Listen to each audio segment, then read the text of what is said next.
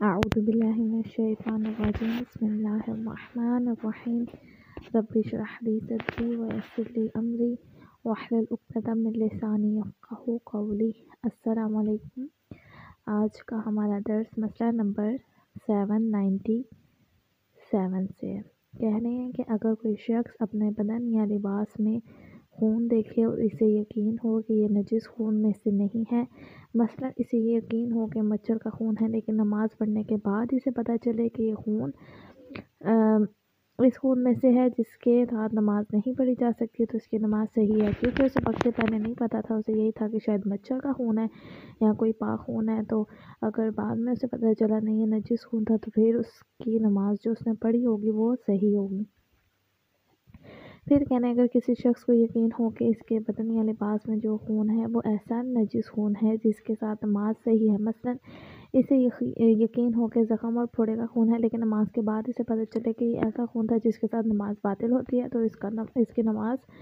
सही है। ज़ाहिर बात है वक्त के बाद उसे पता चला, पहले उसे ये था कि मतलब नजिस तो खून है लेकिन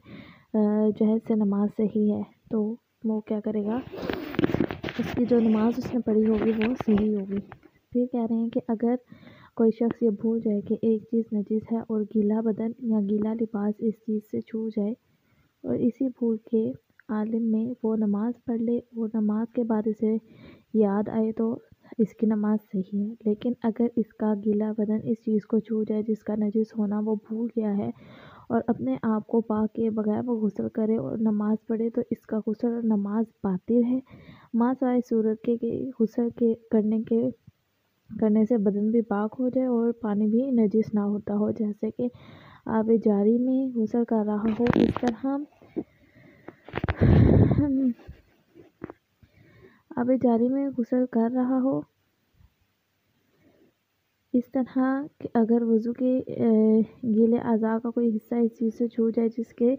नजिस होने के बारे में वो भूल गया है, इससे पहले कि वो इस हिस्से को पाक करे, वज़ू करे और नमाज पढ़े, और तो इसका वज़ू और नमाज दोनों बातिल है। मासवाए सूरत के वज़ू करने से वज़ू के अज़ा भी पाक हो जाएँ और पानी भी नजिस ना हो, जैसे कूर और जारी पानी। अब यहाँ पे ना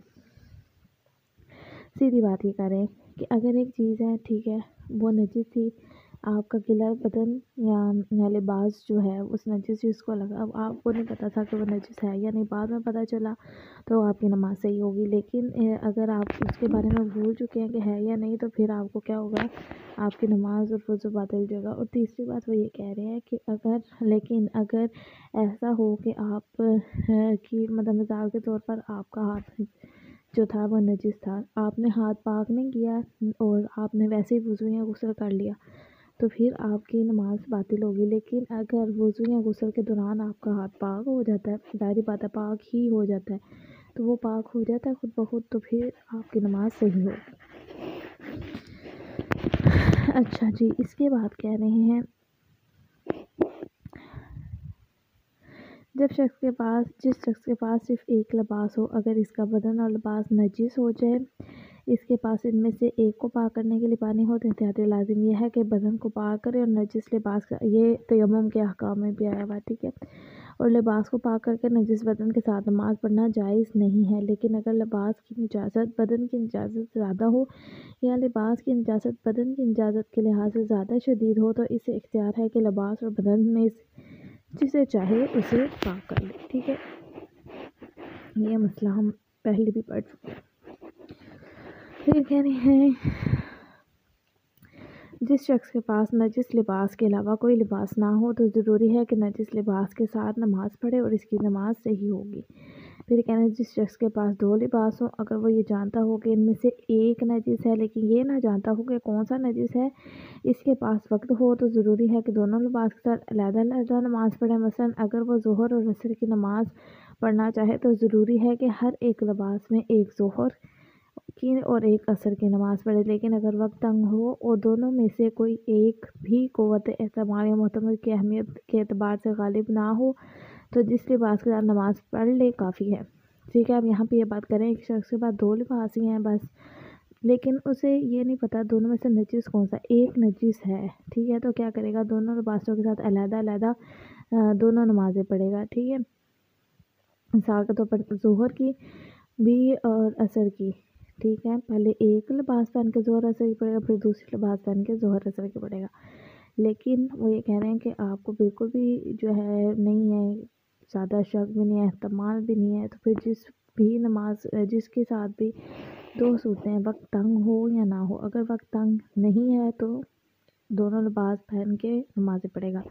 لیکن اگر وقت تنگ ہے تو پھر کیا کرے گا، جس نماز اس کے ساتھ بھی پڑھے گا نا وہ ٹھیک ہے، جس لباس کے ساتھ بھی پڑھے گا وہ ٹھیک ہوگا۔ اس کے بعد کہہ رہے ہیں دوسری شرط، نماز پڑھنے والے کا وہ لباس جس میں اس نے اپنی شرمگاہ کو ڈھانپا ہو احتیاط واجب کے بنا پر مباح ہونا ضروری ہے، پس اگر ایک ایسا شخص جو جانتا ہو کہ غضبی لباس پہننا حرام ہے یا کوتاہی کی وجہ سے مسئلے کا حکم نہ جانتا ہو، جان بوجھ کر اس لباس کے ساتھ نماز پڑھے تو احتیاط کی بنا پر اس کی نماز باطل ہے، لیکن اگر لباس میں وہ چیزیں شامل ہو جو بے تنہائی شرمگاہ کو نہیں ڈھانپ سکتی تو اور اس طرح وہ چیزیں جن سے اگرچہ شرمگاہ کو ڈھانپا جا سکتا ہو لیکن نماز پڑھنے والے نے انہیں حالت نماز میں نہ پہن رکھا ہو، مثلاً بڑا رومال یا لنگوٹی جو جیب میں رکھی ہو، اور اس طرح وہ چیزیں جنہیں نمازی نے پہن رکھا ہو جبکہ اس کے پاس ایک مباح ستر پوش بھی ہو، ایسے تمام صورتوں میں ان چیزوں کے غصبی ہونے سے نماز میں کوئی فرق نہیں پڑتا، اگرچہ احتیاط کی بنا پر انہیں ترک کر دینا ضروری ہے۔ یہاں بھی یہ بات کریں، اگر ایک نمازی ہے، ٹھیک ہے، اس کے پاس لباس ہے اور جو لباس اس نے پہننا ہے وہ مباح ہونا ضروری ہے، لیکن اگر اس کے پاس چھوٹی موٹی کوئی چیز ایسی ہے جو اس کی جیب میں ہے یا جس کا ضرورت نہیں ہے اتنی زیادہ، تو وہ چیزیں جو ہیں شرمگاہ کو ڈھانپنے کے لیے ضروری نہیں ہے یا اتنا مقدار نہیں ہے، اگر وہ مباح نہیں ہے یا غصبی ہیں تو پھر اتنا کوئی مسئلہ نہیں ہے، لیکن بہتر ہے کہ انہیں کیا کرے، نہ رکھے پاس نماز پڑھتے وقت۔